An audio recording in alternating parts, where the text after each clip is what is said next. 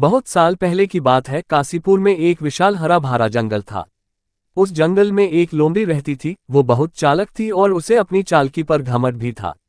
हर रोज वो किसी न किसी जानवरों को अपनी चालाकी भरी बातों में फंसा कर मजा लेती थी। एक दिन सुबह लोमड़ी अपनी घर से निकलकर कहीं जा रही थी। थोड़ी दूर जाने के बाद रास्ते में उसे एक गधा दिखाई देता है। गधा को देखकर लोमड़ी रुक जाता है और मन ही मन कुछ सोचकर हंसना लगती है। फिर गधा के पास जाती है। अरे ओ गधा भाई, यहाँ तुम क्या कर रही हो? सुबह से कुछ खाए हो या भूखा पेट इधर उधर घूम रही हो? नहीं लोमड़ी बहन, सुबह से कुछ नहीं खाया। इधर मैं खाना ही ढूंढ रहा हूँ लेकिन अभी तक कुछ खाना नहीं मिला। मुझे तो लगता है कि वो तुम ही हो जो अभी तक भूखा घूम रहे हो। अच्छा ये बात है तो लोमड़ी बहन मुझे भी जल्दी से वहां ले चलो ना, मैं भी पेट भर खाना खाना चाहता हूँ। ले चलो ना लोमड़ी बहन। ठीक है, मैं तुम्हें वहां ले जाऊंगी। वैसे तो कुछ काम से मैं कहीं और जा रही थी लेकिन तुम इतना कह रहे हो तो मैं तुम्हें वहां छोड़ाऊंगी, फिर अपने काम पर जाऊंगी। तो लोमड़ी बहन चलो चलो जल्दी चलो, नहीं तो मेरे लिए खाना नहीं बचेगा। अरे वाह, ऐसे कैसे? चलो मैं तुम्हारे लिए इतना कुछ कर रही हूँ तो तुम भी मेरे लिए कुछ करो। अच्छा क्या करना है बताओ, मैं अभी कर देता हूँ। मुझे बहुत भूख लगी है, इतनी धूप है। ठीक है तुम एक काम करो, मुझे तुम्हारी पीठ पर उठा लो, मैं बहुत थक चुकी हूँ, इतनी धूप में चल के नहीं जा पाऊंगी। गधा लोमड़ी के कहे अनुसार उसको पीठ पर बैठाकर पूरा रास्ता ऐसे ही चलता है। थोड़ी देर चलने के बाद दोनों नदी के किनारे पेड़ के पास पहुंचते हैं लेकिन वहां पर खाने के लिए कुछ भी नहीं था। तब गधा उसे कहता है लोमड़ी बहन, तुमने तो कही थी यहाँ पर बहुत सारा खाना है लेकिन यहाँ तो कुछ भी नहीं दिख रहा, तुमने मुझे झूठ क्यों कही? देखो भाई, यहाँ जितना खाना था उसे कहीं ज्यादा इस जंगल में खाने वाले हैं। अब तुम यहाँ देर से आए तो मैं क्या कर सकती हूँ? अब मैं जा रही हूँ, मुझे बहुत सारा काम है। ये कहकर लोमड़ी वहां से चली जाती है और गधा ठगा सा महसूस करता रह जाता है। मुझसे झूठ बोलकर यहाँ लाने की क्या जरूरत थी? मेरे साथ नाइंसाफी हुई है। मैं महाराज शेर के पास जाता हूँ। गधा महाराज शेर के दरबार में पहुंचता है। महाराज दरबार में बैठे थे तभी गधा उनके सामने गया और लोमड़ी के नाम लेकर शिकायत करने लगा। महाराज, आज एक लोमड़ी ने मुझे धोखा दी है, मुझे ढेर सारा खाने के लालच देकर मुझसे बहुत सारा काम करवाया है, मुझे आपसे इंसाफ चाहिए। महाराज, वो लोमड़ी अपने आप को कुछ ज्यादा ही चालाक समझती है, वो हर रोज किसने किसी जानवरों को धोखा देती है। तब महाराज शेर कुछ सोचकर कहते हैं, ये बात है, मैं पिछले कई दिनों से देख रहा हूँ कि मेरे पास उस लोमड़ी की शिकायत आ रही है और ये भी कि बहुत जानवरों को इससे कष्ट हो रहा है। उस लोमड़ी को हमारे दरबार पे बुलाया जाए। राजा शेर गौंडे इतना कहते ही उनके सैनिक लोमड़ी को बुलाने जाते हैं। थोड़ी देर बाद लोमड़ी सर उठाए बड़ी सांसें महाराज के दरबार में आती है।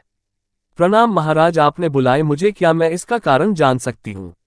देखो लोमड़ी, तुम्हारे बहुत शिकायतें आ रही हैं, मैं तुम्हें चेतावनी दे रहा हूं कि अपनी चालाकी का गलत प्रयोग करके इस जंगल के भले भाले प्राणियों को परेशान करना बंद कर दो। अगर तुम्हें मेरी बात नहीं मानी तो मुझे तुम्हें इस जंगल से बाहर निकलना पड़ेगा। देखिए राजा जी, मैंने कभी इस जंगल में रहने वाले जानवरों को मूर्ख नहीं बनाया, वो लोग पहले से ही मूर्ख है तो मैं क्या कर सकती हूँ? मैं तो बस उनसे थोड़ा बहुत मजा करती हूँ, लेकिन अगर वो मेरे मजा को सच मानकर बैठ जाए तो उसमें मेरा क्या दोष? और अगर मैं इन सब से ज्यादा समझ रहूं तो इन्हें क्यों मिर्ची लगती है? लोमड़ी के बात सुनकर से राजा को सब समझ आ गया था। वो कुछ सोचकर लोमड़ी से कहते हैं, अच्छा ये बात है, अगर तू खुद को चालाक समझती है तो तुझे मेरी एक शर्त पूरी करके इसका प्रमाण देना होगा। वैसे तो सारा संसार जानता है कि मैं चालाक हूँ लेकिन फिर भी मुझे आपके शर्त मंजूर है। बताए राजा जी, क्या शर्त है आपके? वैसे 2 दिन के बाद तुझे अपनी पसंद के किसी भी जानवर के साथ इस जंगल के बाहर से पूरे जंगल का एक चक्कर लगाना होगा। तुम दोनों में से जो भी जीतेगा उसे बुद्धिमान माना जाएगा और जो हारेगा उसे जंगल से बाहर कर दिया जाएगा।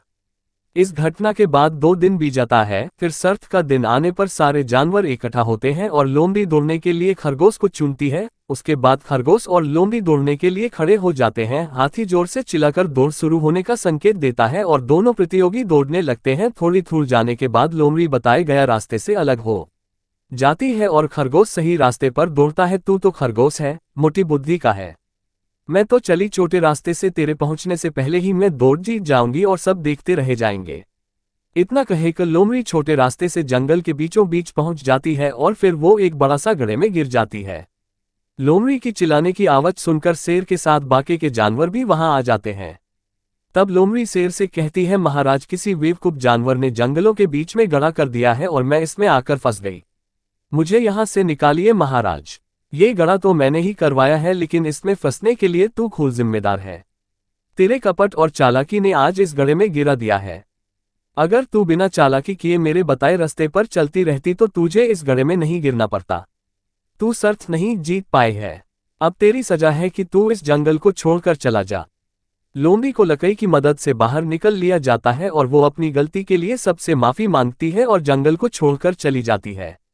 बहुत समय पहले घने जंगल में विभिन्न प्रकार के जानवर रहते थे।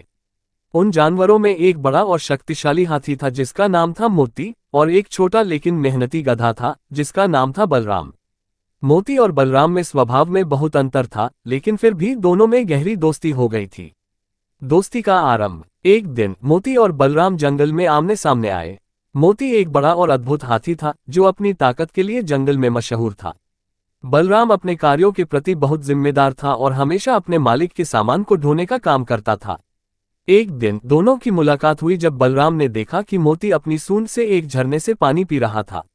मोती ने बलराम को देखा और हंसते हुए कहा, अरे बलराम, तुम इतने छोटे हो, क्या तुम्हें इतनी दूर तक चलना मुश्किल नहीं होता? बलराम ने मुस्कुराते हुए कहा, हम छोटे हैं लेकिन हमारी हिम्मत और मेहनत भी छोटी नहीं है। दोस्ती में गहराई। धीरे धीरे दोनों की दोस्ती गहरी होती गई। दोनों साथ में जंगल की खोज में निकलते, पेड़ों के नीचे बैठकर बातें करते और एक दूसरे की मदद करते। मोती, जो अपनी ताकत पर गर्व करता था, बलराम से धीरे धीरे जीवन की गहरी बातें सीखने लगा। बलराम ने उसे सिखाया कि असली ताकत शारीरिक नहीं बल्कि मानसिक होती है। एक दिन बलराम ने मोती को एक कठिन रास्ते पर ले जाने का प्रस्ताव दिया। रास्ता लंबा था और वहां कई छोटे जानवर रहते थे जो हमेशा डरते रहते थे कि कोई बड़ा जानवर उन्हें परेशान न करे। मोती ने सोचा कि वह अपने विशाल शरीर के कारण इस रास्ते पर चल नहीं सकेगा, लेकिन बलराम ने उसे हिम्मत दी और समझाया कि अगर वह धीरे धीरे चलेगा तो कोई मुश्किल नहीं आएगी। मोती ने बलराम की बात मानी और दोनों ने उस कठिन रास्ते को पार किया। इस यात्रा के दौरान मोती ने छोटे छोटे जानवरों की मदद की और उन्हें सुरक्षा का एहसास दिलाया। जंगल में सूखा और मुश्किलें। कुछ समय बाद जंगल में सूखा पड़ गया। नदी और झरने सूख गए थे और पानी का एक एक बूंद महत्वपूर्ण हो गया था। जानवर एक दूसरे से दूरी बनाने लगे थे क्योंकि सभी को पानी की कमी का डर सताने लगा था। मोती और बलराम ने देखा कि जानवर अब पहले जैसे मित्रता से नहीं रहते। मोती ने कहा, हमारे पास ताकत है और दोस्ती की समझ है, हमें सबकी मदद करनी चाहिए। बलराम ने योजना बनाई कि वे दोनों मिलकर एक सुरक्षित स्थान पर पानी की खोज करेंगे।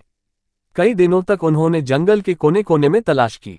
आखिरकार उन्हें एक छोटा सा झरना मिला जो अभी भी थोड़ा पानी बहा रहा था, लेकिन यह पानी बहुत कम था और अगर सभी जानवर आ जाते तो वह जल्दी खत्म हो जाता। एक योजना का सुझाव। बलराम ने मोती से कहा, हमें इस पानी का सही तरह से उपयोग करने के लिए एक योजना बनानी चाहिए। सभी जानवरों को एक सीमा में पानी मिलना चाहिए ताकि कोई भी प्यासा न रहे। मोती ने बलराम की इस समझदारी की तारीफ की और एक बड़े पेड़ के नीचे जाकर सभी जानवरों को बुलाने का निर्णय लिया। जब सभी जानवर इकट्ठा हुए तो मोती ने जोर से कहा, सुनो दोस्तों, हम सभी इस सूखे से गुजर रहे हैं। अगर हम एकजुट होकर इस पानी का सही तरीके से उपयोग करें तो हम सब इस कठिनाई से बच सकते हैं। गधा की समझदारी से सबक। जंगल के कई जानवर जैसे शेर, भालू और भेड़िया पहले तो सहमत नहीं हुए। उनका मानना था कि वे ताकतवर हैं और उन्हें पानी पहले मिलना चाहिए। लेकिन तब बलराम ने उन्हें समझाया कि हम चाहे छोटे हों या बड़े, अगर एकता और सहयोग से काम करें तो इस समस्या को सुलझाया जा सकता है। बलराम की बातों ने सबका दिल जीत लिया। धीरे धीरे सभी जानवर मोती और बलराम की योजना के अनुसार पानी का उपयोग करने लगे। हर कोई अपनी प्यास बुझाता लेकिन उतना ही पानी लेता जितनी जरूरत होती। इससे जंगल के सभी जानवरों में एकता का भाव जागृत हुआ। दोस्ती और साहस का उदाहरण। जंगल में सब कुछ फिर से सामान्य हो गया था। सभी जानवर अब मोती और बलराम की दोस्ती की मिसाल देते थे। उनकी दोस्ती में जो समझदारी, सहयोग और आपसी भरोसा था, वह सभी के लिए प्रेरणा का स्रोत बन गया।